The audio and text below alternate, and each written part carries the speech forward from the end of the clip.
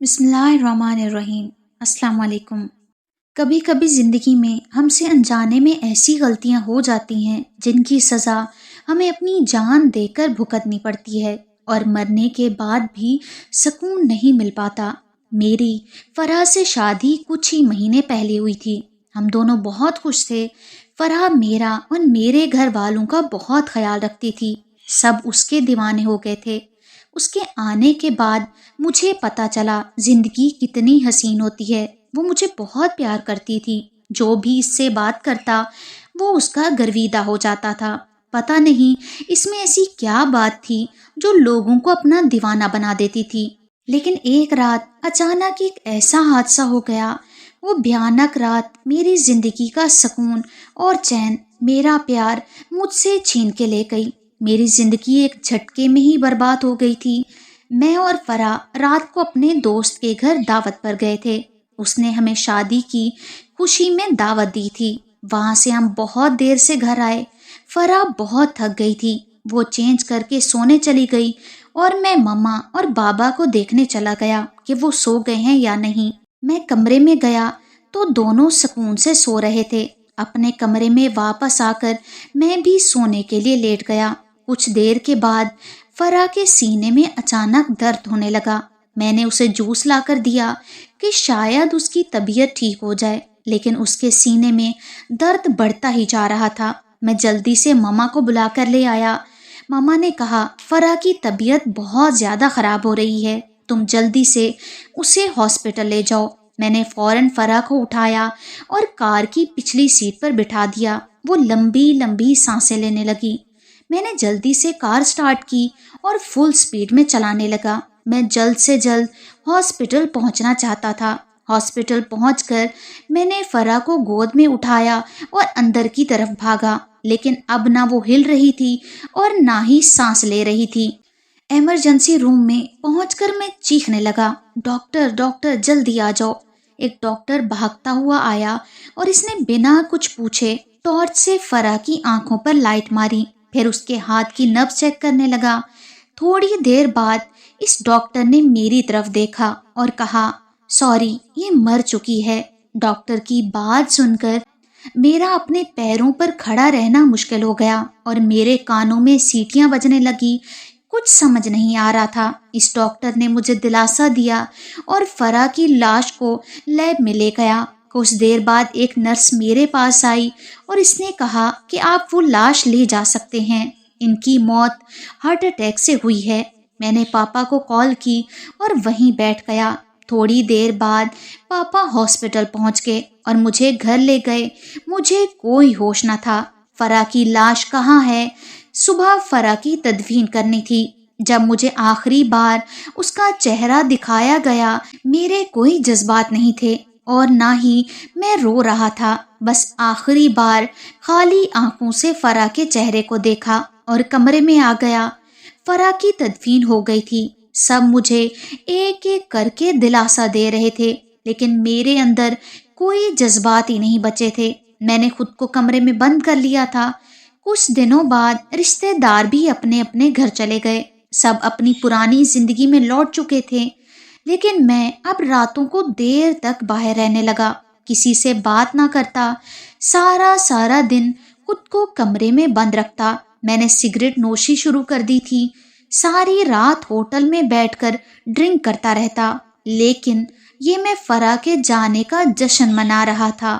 ہاں، سب سمجھ رہے تھے میں فرح کے جانے کے بعد پاگل ہو گیا ہوں، اور پھر ہنسنے لگا، لیکن کسی کو کیا پتا کہ فرح کو مارنے والا میں خود تھا۔ میرا پیار، میری زندگی، میری آرزو، میرا جنوں تو بس روبی ہی ہے۔ میری روبی، میں روبی سے پیار کرتا ہوں اور بے انتہا محبت ہے مجھے روبی سے۔ وہ بہت خوبصورت ہے، میری جان ہے۔ اسی کو پانے کے لیے میں نے فرح کو مار ڈالا۔ بہت منایا تھا گھر والوں کو، لیکن انہیں روبی پسند نہیں تھی۔ وہ اسے اپنی بہو نہیں بنانا چاہتے تھے۔ مجبوراً مجھے فرح سے شادی کرنی پڑی، ورنہ وہ مجھے جائیداد سے بے دخل کر دیتے۔ مجھے فرح سے پیار کا جھوٹا ناٹک کرنا پڑا۔ مجھے سمجھ نہیں آ رہا تھا کہ اب فرح سے کیسے اپنی جان چھڑاؤں، لیکن فرح نے مجھے خود ہی راستہ دکھا دیا۔ ایک دن باتوں ہی باتوں میں فرح نے مجھے بتایا کہ اسے بھوتوں اور چڑیلوں سے بہت ڈر لگتا ہے اور اس کا دل پہلے سے ہی بہت کمزور ہے۔ بس پھر کیا تھا، مجھے اس سے جان چھڑانے کا آسان طریقہ مل گیا۔ اب میں روز فرح کو ڈراؤنی کہانیاں سنانے لگا۔ وہ بہت ڈرتی تھی، مجھے منع بھی کرتی، لیکن میں جان بوجھ کر اسے ڈراؤنی کہانیاں سناتا۔ وہ کانوں میں ہاتھ رکھ لیتی، بہت ڈرتی تھی لیکن میں باز نہیں آتا۔ کبھی باتھ روم کے شیشے میں لال سرخی سے شکل بنا دیتا، کبھی رات کو کمرے کے باہر کھڑا ہو کر خوفناک آوازیں نکالتا، کبھی بھوت کا ماڈل پہن کر اسے ڈراتا رہتا۔ پھر وہ خود ہی بہت ڈرنے لگی، اسے لگتا تھا کوئی بھوت اس کے آس پاس رہتا ہے۔ وہ مجھے بتاتی، لیکن میں اسے کہتا ایسا کچھ نہیں، سب تمہارا وہم ہے۔ وہ روتی، مجھے یقین دلانے کی کوشش کرتی تو میں کوئی ایسی بات کر دیتا کہ اسے لگتا واقعی کوئی بھوت اس کے ساتھ رہتا ہے۔ وہ بہت ڈرنے لگی تھی۔ ایک تو پہلے سے ہی اس کا دل بہت کمزور تھا، اب اس کی ذہنی حالت بھی خراب ہونے لگی تھی۔ وہ ذہنی مریضہ بنتی جا رہی تھی۔ اس رات دوست کے گھر دعوت سے آنے کے بعد فرح کپڑے بدلنے باتھ روم گئی تھی۔ میں نے جلدی سے کمرے کے دروازے پر ایک خوفناک سی گڑیا لٹکا دی اور خود باہر چلا گیا ماما اور پاپا کو دیکھنے۔ فرح جب باتھ روم سے باہر نکلی تو اچانک اس کے سامنے وہ خوفناک گڑیا آ کر گری۔ فرح زور سے چیخنے لگی اور اس کی چیخ سن کر میں فوراً کمرے میں آ گیا اور وہ مجھ سے گلے لگ کے زور زور سے رونے لگی۔ خود اس سے نظر بچا کر میں نے اس گڑیا کو لات مار کے بیڈ کے نیچے پھینک دیا اور پریشان چہرہ لیے فرح سے پوچھنے لگا، کیا ہوا، کیوں رو رہی ہو؟ فرح ڈرتے ڈرتے بتانے لگی، وہ وہاں گڑیا۔ میں نے کہا، کون سی گڑیا، کہاں ہے گڑیا؟ فرح نے باتھ روم کے دروازے کی طرف دیکھا لیکن وہاں کچھ نہیں تھا۔ اس نے کہا، ابھی یہاں ایک خوفناک گڑیا گری تھی۔ میں نے کہا، تمہارا وہم ہے سب، تم کیوں اتنا ڈرتی ہو؟ اور من ہی من میں خوش ہو رہا تھا۔ فرح کو سونے کا کہہ کر میں بھی سونے کے لیے لیٹ گیا، لیکن فرح کے سینے میں درد ہونے لگا۔ میں نے اسے کہا، تم لیٹو، میں جوس لے کر آتا ہوں۔ فرح کو جوس پلا کر میں نے سلا دیا لیکن خود جاگتا رہا۔ فرح کے سونے کے بعد میں نے پنکھے پر ایک ڈراؤنا ماسک لٹکا دیا۔ مجھے پتا تھا کہ فرح کو رات میں پیاس لگتی ہے اور وہ رات میں پیاس کی وجہ سے کئی بار اٹھتی ہے۔ یہ سب کرنے کے بعد میں سونے کے لیے لیٹ گیا۔ آدھی رات کو جب فرح پانی پینے کے لیے اٹھی تو اسے ایسا لگا کوئی بھوت اس کے سر پر اڑ رہا ہے اور خوف سے اس کے سینے میں درد شروع ہو گیا۔ میں نے فرح کو کروٹ لے کر لٹایا اور لائٹ کھولنے کے بہانے ماسک کو اتار لیا۔ فرح کی طبیعت اچانک خراب ہونے لگی۔ میں ماما کو بلا کر لے آیا۔ انہوں نے کہا، جلدی سے اسے ہاسپٹل لے جاؤ۔ میں نے فرح کو اٹھایا اور گاڑی میں ڈال کر ہاسپٹل کے راستے کی طرف لے گیا، لیکن میں ہاسپٹل نہیں گیا، میں گاڑی کو سنسان جگہ پر لے کر گیا۔ فرح کی سانسیں تیز ہونے لگی تھیں اور اسے سانس لینے میں دشواری ہونے لگی۔ میں نے سنسان جگہ دیکھ کر گاڑی روک لی اور چپ ہو کر بیٹھ گیا۔ فرح مجھے آوازیں دینے لگی۔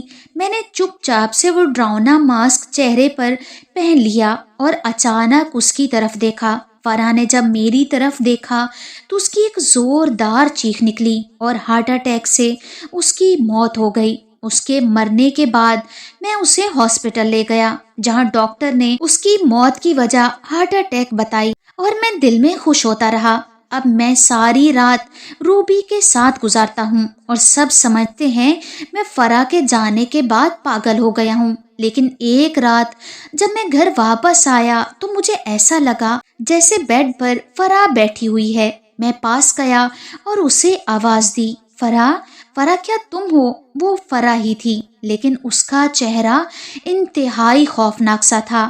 چہرے پر جگہ جگہ کٹ لگے ہوئے تھے، آنکھوں کے گرد بڑے بڑے سیاہ ہلکے نوکیلے دانت اور اس کی خوفناک سی ہنسی۔ فرح اس قدر خوفناک آواز میں ہنس رہی تھی کہ مجھے لگا ابھی میرا دل حلق سے نکل کر باہر آ جائے گا۔ اس کے ہنسنے سے میرا دل کانپنے لگا۔ میں دونوں ہاتھ کانوں پر رکھ کر زمین پر بیٹھ گیا۔ کافی دیر اس کی خوفناک ہنسی کی آواز آتی رہی، پھر اچانک ہر طرف خاموشی پھیل گئی۔ ایسا لگا جیسے ابھی یہاں کچھ ہوا ہی نہ ہو۔ میں نے ڈرتے ڈرتے بیڈ کی طرف دیکھا لیکن وہاں کوئی نہیں تھا۔ میں اٹھا اور بیڈ پر بیٹھ گیا۔ مجھے لگنے لگا شاید ذہنی دباؤ اور رات دیر تک جاگنے کی وجہ سے مجھے یہ سب کچھ دکھائی دے رہا ہے۔ فرح کیسے واپس آ سکتی ہے؟ اسے تو میں نے خود مارا تھا اور ڈاکٹر نے بھی کہا تھا وہ مر چکی ہے، پھر وہ کیسے آ سکتی ہے؟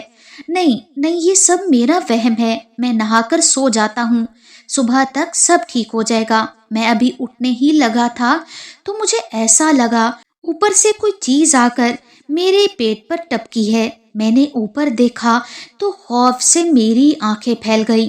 فرح پنکھے پر لٹکی مسکرا رہی تھی۔ اس کے بڑے بڑے دانتوں سے خون ٹپک کر میری شرٹ پر گر رہا تھا۔ میں چیختا ہوا کمرے سے باہر بھاگنے لگا کہ اچانک اسی وقت کمرے کا دروازہ خود ہی بند ہو گیا۔ میں اپنی پوری طاقت لگا کر دروازہ نہیں کھول پا رہا تھا، پھر کمرے کی لائٹ بھی بند ہو گئی۔ اندھیرے میں کچھ دکھائی نہیں دے رہا تھا۔ میں ہمت کرتا لائٹ کے سوئچ کی طرف بڑھا۔ میں نے بٹن دبا کر لائٹ کھولنا چاہی تو بٹن تو پہلے ہی کھلا ہوا تھا۔ اب میری ہمت جواب دینے لگی تھی اور پھر اچانک خود ہی کمرے میں روشنی ہو گئی۔ میں فرح کو ڈھونڈنے لگا تھا کہ میرے پیچھے سے آواز آئی، میں اب ڈرتی نہیں ہوں، مجھے اب ڈر نہیں لگتا۔ ہاں، یہ فرح کی آواز تھی۔ میں نے پیچھے مڑ کر دیکھا تو وہ دیوار سے چپکی ہوئی تھی، کسی چھپکلی کی طرح دیوار پر چل رہی تھی۔ مجھے اس وقت پتا چلا ڈر کیا ہوتا ہے۔ اب یہ سب روز ہونے لگا۔